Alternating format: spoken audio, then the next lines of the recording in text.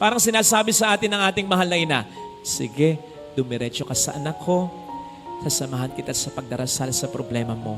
Basta ha, manatili ka pa rin mabuting tao sa kabila ng problema mo.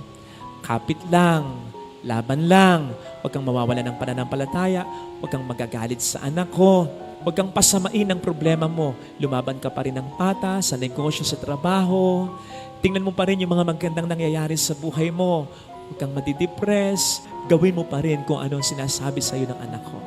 Walang kadiliman. Nagkakaroon ng kadiliman kapag yung dapat magliwanag, hindi nagliliwanag. Alam po ninyo sa pamilya, hindi mawawala yung mga problema. Pero dapat, hindi na natin dinadagdagan pa.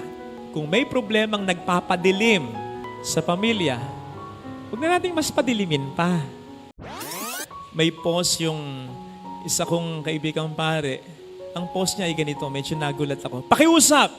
Fed up na ako sa mga memes kay Jose Marichan in ushering in Burmans.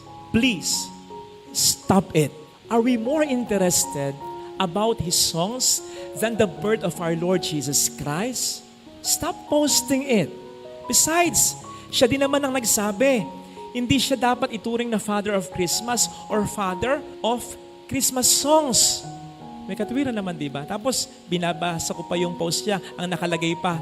Ang mas importante ay ganito, that we may never forget the love we have for Jesus. Let Him be the one to guide us as another New Year starts.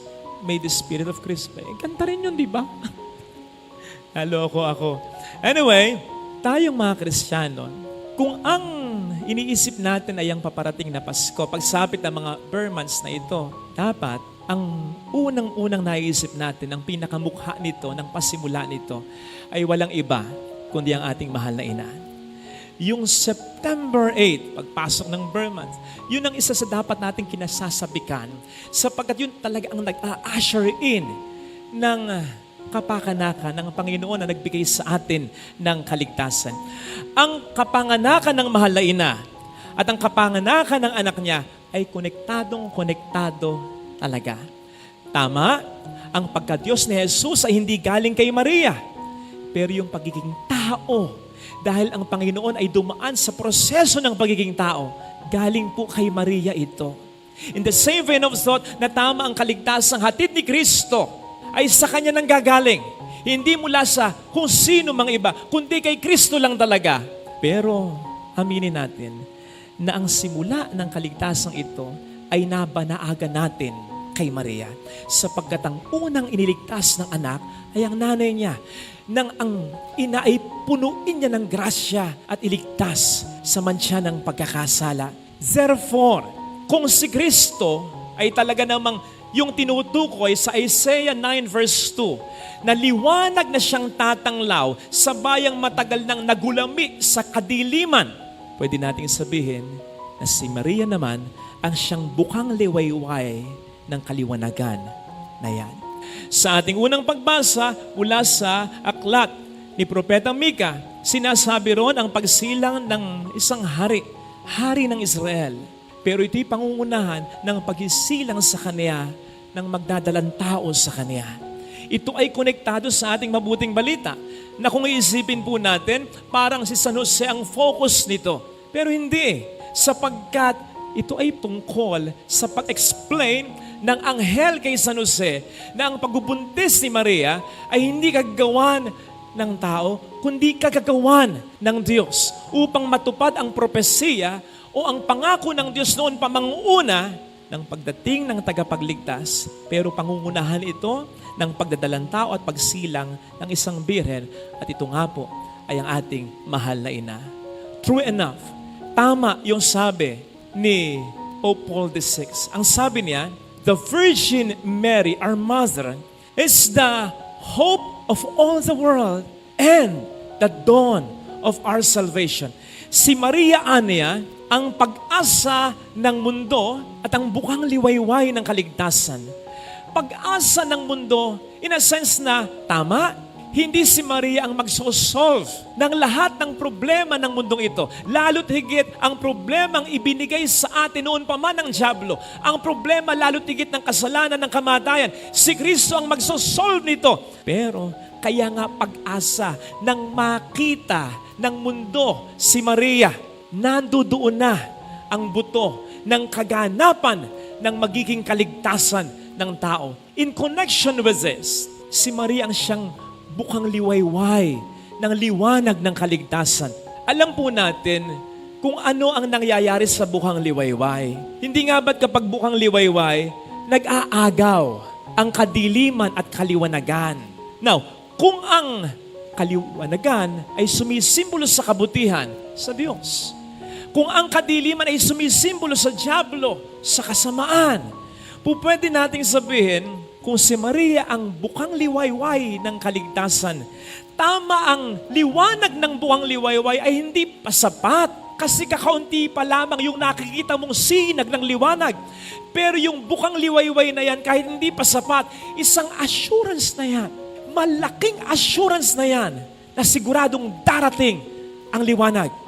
So kung ito'y paglalaban ng kadiliman at kaliwanagan, yung bukang liwayway ay senyales na magtatagumpay ang kaliwanagan kontra kadiliman.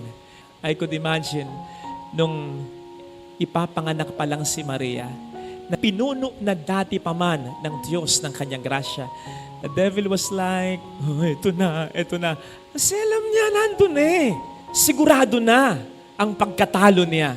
Brothers and sisters, dalawang maikli at simpleng bagay lang ang pwede nating kuning aral. Una, anuman ang kadilimang nararanasan natin ngayon sa ating buhay, let us turn to Mary na makapagbigay sa atin ng pag-asa. Tama yung sinasabi ng ibang sekta, ang Diyos at hindi si Maria ang source ng grasya. Tama yung sinasabi rin ng ibang sekta na bakit pupunta pa kayo kay Maria, pwede naman kayong dumiretso sa Diyos na. Pero wala naman ding mawawala, bagkus ay may mas magtatagdag pa nga. Kung habang tayo humihingi at naghihintay ng grasya sa anak, kasama natin ang kanyang ina. Yes, hindi didiktahan ng ina ang kanyang anak sapagkat ang ina ay tao lamang. Diyos pa rin ang anak niya.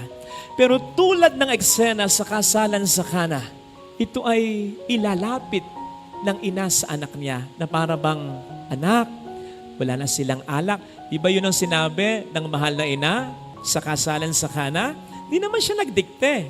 Hindi naman niya sinabi kay Kristo, anak, bigyan mo sila ng alak. Gumawa ka ng himala, gumawa ka ng milagro. Hindi rin siya nagreklamo. Inilapit lang niya, anak, wala na silang anak. Alam naman niya na alam din ng kanyang anak. Pero iba yung inilapit ng nanay sa anak. Pwede rin mangyari na tayo nagdarasal para sa ating mga problema. Nandoon ang mahal na ina, ilalapit sa anak niya, anak, may problema sa negosyo yan. Anak, may problema sa trabaho yan. Anak, may problema sa pamilya yan. Anak, may sakit yan. Again, alam yun ng anak. Pero lahat ng mga nagmamahal dito sa kanilang ina, I think would all agree with me. Iba pa rin yung alam na natin, pero in a loving voice, in a humble heart, ay inilalapit pa no less than ng ating mga nanay sa atin. Mas pagtutuunan natin yon ng pansin. Sana, ano man yung nararanasan nating problema, tama na tayo dumiretso sa Diyos. Pero wala ding mawawala. Madadagdagan pa nga kung tayo ay pasasama sa pagdarasal sa ating mahal na ina. Basta, gawin lamang din natin yung sinabi ni Maria sa kasalan sa Kana.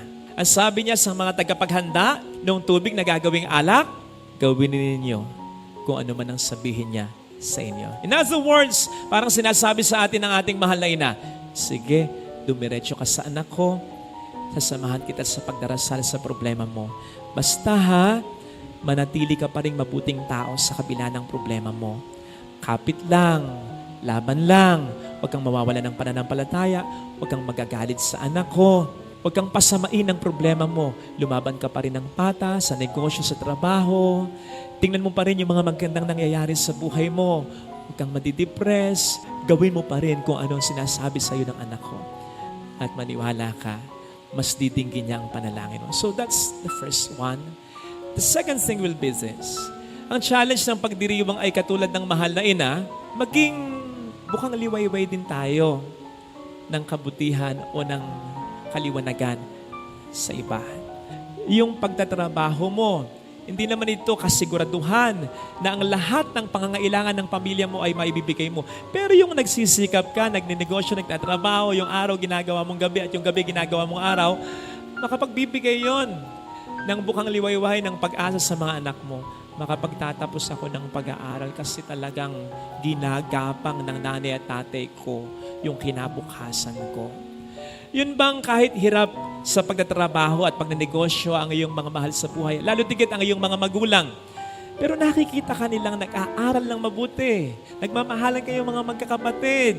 Kahit minsan mainit ang ulo nila, hindi mo sila sinasagot, nandun ang respeto mo para sa kanila. Naku, nakapagbibigay ng bukang liwayway yon ng pag-asa sa iyong mga magulang na hindi pala nasasayang ang kanilang mga pagsisikap sa buhay. Alam po ninyo sa pamilya, hindi mawawala yung mga problema. Pero dapat, hindi na natin dinadagdagan pa. Kung may problemang nagpapadilim sa pamilya, huwag na natin mas padilimin pa. Kailan ba ako may nakausap na namatayan ng asawa, namatayan ng ama? So, mister yung namatay, tatay yung namatay. Sabi ko, okay ito ha, kakayanin niyo ito, maniwala ko kayo. Kaya lang, huwag niyo nang dadagdagan ha. Mrs., magpakatatag ka. Kailangan ka ng mga anak nyo. Kayong magkakapatid, ha? Magmahalan kayo. O hindi pa kayo nagkakapamilya, bago magkapamilya, isipin muna, yung bunso mong kapatid, nakapagtapos na ba? Huwag kayong sasagot sa nanay niyo. Madilim na eh. Madilim na yung kalagayan ng pamilya nyo ngayon. Huwag nyo nang padilimin pa. Yun ang challenge. Huwag na nating padilimin ang kadilimang nararanasan ng mundong ginagalawan natin, lalo tigit ng mundo natin sa pamilya natin. Meron tayong kakayanan na gawin ito sapagkat meron tayong spark of light. Tayo yung mga anak ng kaliwanagan. We are children of light, tandaan po natin yan. Hindi tayo masama, hindi tayo pasaway. Yung mga kasamaang nagagawa natin, ito ay hindi ang naturalesa natin. Mabuting tao kay, mabuting asawa kay. Hindi ka naman magugustuhan dati, lalong-lalo na ng asawa mo, kung hindi ka mabuti.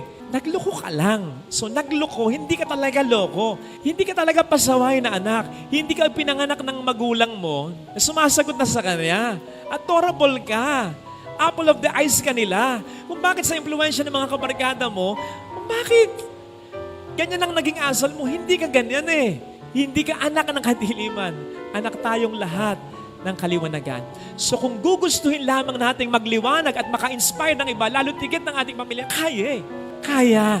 Tandaan po natin na kahit sa science, ang explanation as regards darkness ay the absence of light. Ang realidad para sa science ay light. So walang kadiliman. Nagkakaroon ng kadiliman kapag yung dapat magliwanag, hindi nagliliwanag. Ganon din sa pamilya. Nagkakaroon ng kadiliman sa mundo at sa pamilya kung ikaw na dapat pinaiiral mo yung kabutihan mo, yung kung ano man yung magagawa mong mabuti sa kapwa mo, lalo tigit para sa mga mahal mo, ay hindi mo ginagawa. At ang mas pinaiiral mo ay ang impluensya ng kadiliman o ng dyablo sa iyo. Huwag sanang ganon.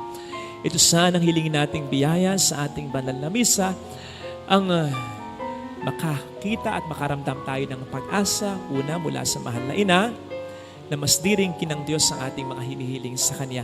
Lalo pat gagawin natin ang kalooban ng Diyos sa ating buhay. At pangalawa, ang maging source din tayo ng pag-asa ng ating kapwa. And I assure you, hindi sasayangin ng Panginoon ang ating pagbibigay ng pag-asa sa iba at hindi mauuwi sa wala ang paghingi natin ng pag-asa, ang pag-asa natin sa Kanya.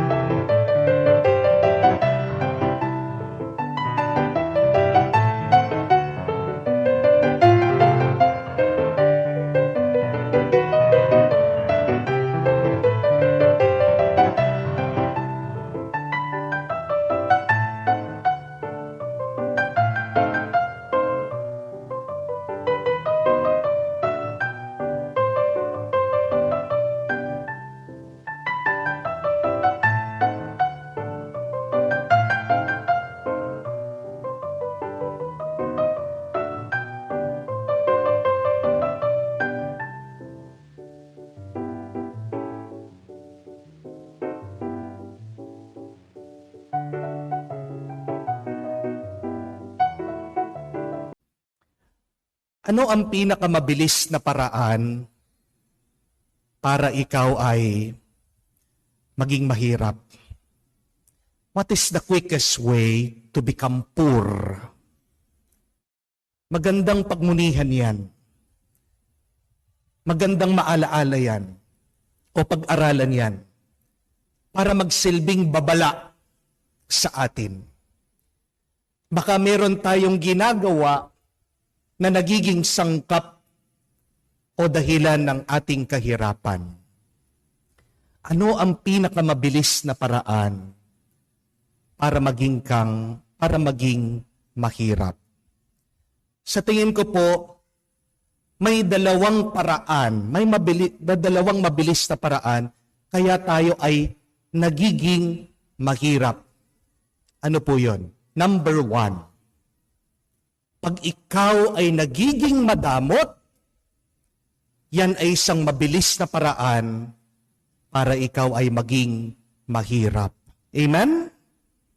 Kaya sabihan mo, yung katabi mo, bawal ang madamot. Yan. Pwede na kayong mangutang.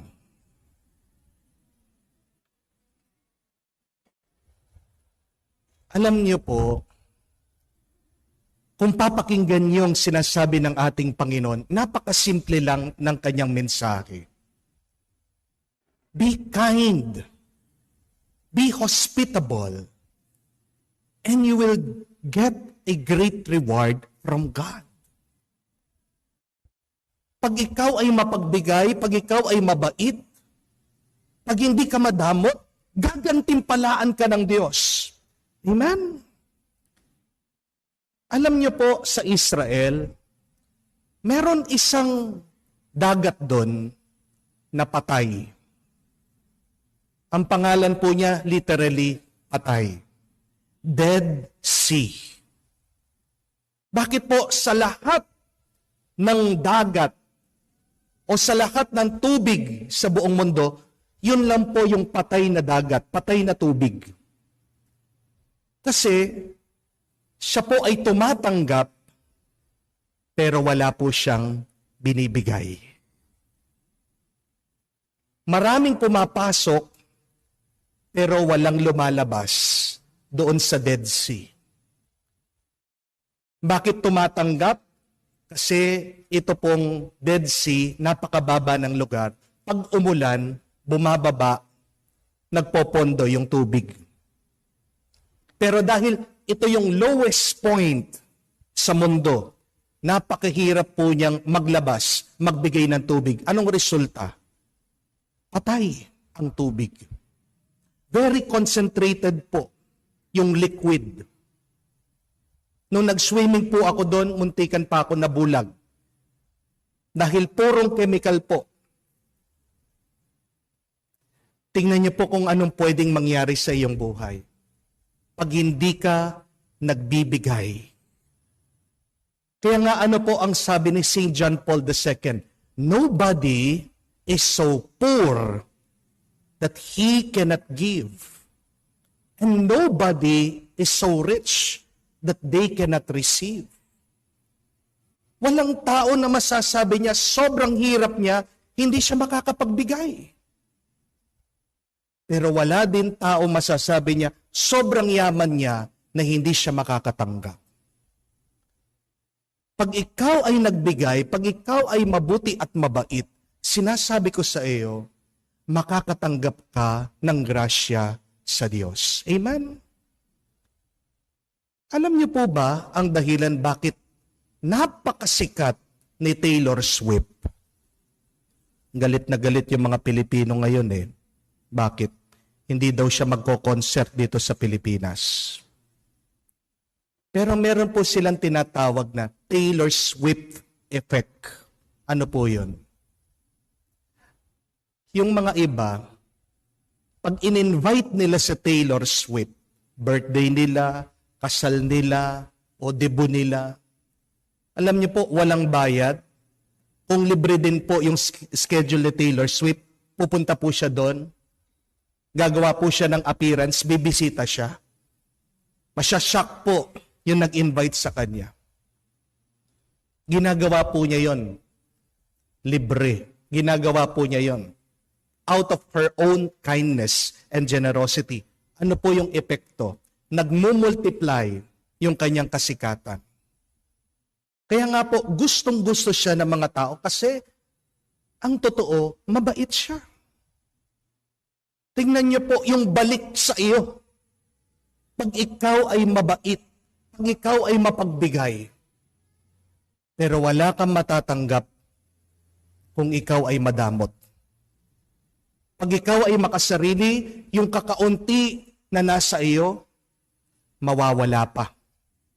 Mauubos pa. Amen? If you want to be poor, be selfish. Amen? But if you want to be rich, be kind. Be generous. Be hospitable. Amen? Pangalawa, isa pang mabilis na paraan para maging mahirap ka. Tandaan niyo po ito. Magreklamo ka. Complaining, grumbling is one of the quickest way for you to become poor. Amen? Kaya sabihan niyo po ang katabi niyo, bawal magreklamo. Nakasulat po yan sa Biblia. Sinasabi po yan ni San Pablo. Do everything without complaining. Kahit po si San Pedro do sa sulat niya, sabi niya, be hospitable without grumbling. Kung tutulong ka na lang nga, huwag ka na magsasabi-sabi. Di ba napakarami, ganyan yung ugali? Magbibigay, magpapautang, pero bago magbigay, makakaramdam ka pa, makakarinig ka ng isang katerba na sinasabi, isang katerba na pagreklamo, complaining. Tandaan niyo po, yung ating mga salita, may epekto yan sa ating buhay. Your words becomes your reality. Pag masama ang lumalabas sa iyong bibig, masama din ang iyong tatanggapin sa buhay. Bago ka mag-complain, bago ka magsabi-sabi, magbigay ka na lang. Magbigay ka na lang. Mababasa nyo nga po sa kwento sa Old Testament, di ba? Bakit po hindi nakarating agad sa Promised Land itong bayan ng Diyos, ang mga Hebreyo? Nung nakatakas sila sa Egypt, they crossed the Red Sea. Kakaunti na lang po, malapit na sila doon sa Promised Land. Ang problema nila, ayun, palaging nagrereklamo sa Diyos. Sinasabi, napakainit, wala silang makain, wala silang mainom, gusto nilang bumalik sa Ehipto kahit na lang maging alipin sila. Wala man silang pasalamat sa Diyos. Ano ang nangyari sa kanila? Anong epekto? Imbis na mabilis ang kanilang paglalakbay, imbis na magkaroon na sila ng lupa para doon mamahay, sila'y nawala sa disyerto. They got lost as their punishment for their grumbling. Tandaan niyo po ito. Complaining is not a minor sin. Iniisip mo, maliit lang na kasalanan pag ikaw ay nagrereklamo? Hindi. Grumbling, complaining, saying negative things is a major sin. Dahil wala kang pasalamat sa Diyos. Dahil wala kang tiwala sa Diyos. Amen? Quit complaining. Quit talking negatively. That is causing you to become poor. It is driving you to poverty. Baka kaya lalo ka naghihirap dahil sa iyong pagsasalita. Amen? Magandang tanong.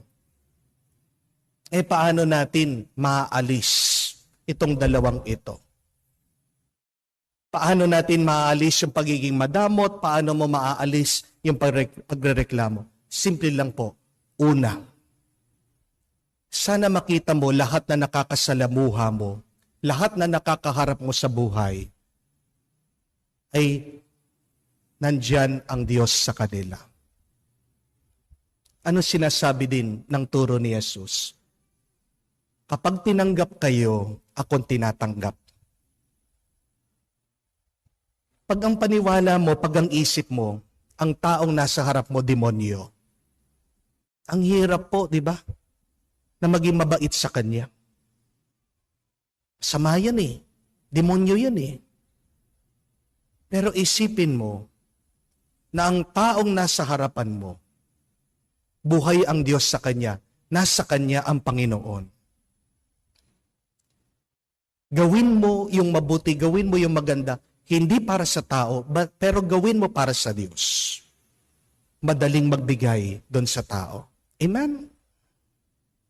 Always remember that. That all of the people that will come in and out of our lives, God is present in them. Buhay ang Diyos sa lahat ng tao. Kaya nga, be kind to everyone. Because if you are kind to that person, you are kind to God. Amen? If you are unkind to a person, who are you unkind to? You are unkind to God. Pag pinagbibisitan mo, pag pinagdadamutan mo ang isang tao, sinong pinagbibisitan mo? Sinong pinagdadamutan mo? Yung tao, hindi lang siya. Ang Diyos. Amen? Dahil lahat tayo galing sa Diyos at lahat tayo tinanggap natin ang Espiritu ng Diyos. Kaya pag sinaktan mo ang isang tao, sino talaga sinasaktan mo? Yung tao lang? Hindi. Sinasaktan mo din ang Diyos. Madaling maging mabait pag naaalala mo buhay ang Diyos sa taong kaharap mo at nakakasalamuha mo. Amen? That secondly, pangalawa, maaalis mo ang pagrereklamo kung malalim ang iyong pananampalataya sa Diyos.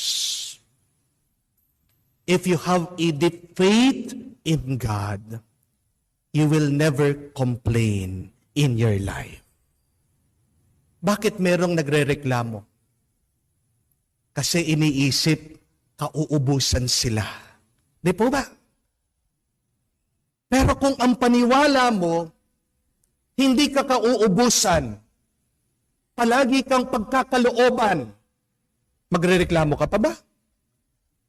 Kung alam mo, meron ka sa bangko, 300,000 million, magrereklamo ka pa ba? Baka meron po isa dito yung nanalo sa loto. Ang dami mo ng pera. Hihingi sa'yo ng 1,000, ano lang yung 1,000? Walang kwenta. Pero kung alam mo, nakakaunti yung pera mo, hinihingan ka pa ng 500 pesos, magrereklamo ka. Bakit? Kasi alam mo, kapos ka. Bakit napakarami sa atin negatibo? Kasi ang paniniwala, kapos sila. Kasi ang isip nila, wala. Meron lang sila kakaunti. Pag ganyan ang iyong pag-iisip, anong ibig sabihin? Mababaw ang iyong paniniwala at pananampalataya sa Diyos. Amen? Because if you believe in God, you believe in an abundant God. If you believe in God, you believe in a generous God. If you believe in God, you believe in a God of miracles. Amen? Alam niyo po, 10 years na akong pare. At naranasan ko na po ito sa aking buhay. Napakaraming beses sa parokya, sa simbahan, marami pong pangangailangan. Minsan hindi ko po alam kung saan ko kukunin yung pera, yung resources para sa mga projects. Pero pinapatotoo ko po sa inyo, I am a witness to this. Pag merong kailangan, nagdarasal lang po ako sa Diyos. Agad-agad binibigay ng Diyos. Hindi pa po ako binigo ng Diyos. Sa lahat po ng parokya na hinawakan ko, tanungin niyo man po sila, hindi sila kailanman naghirap.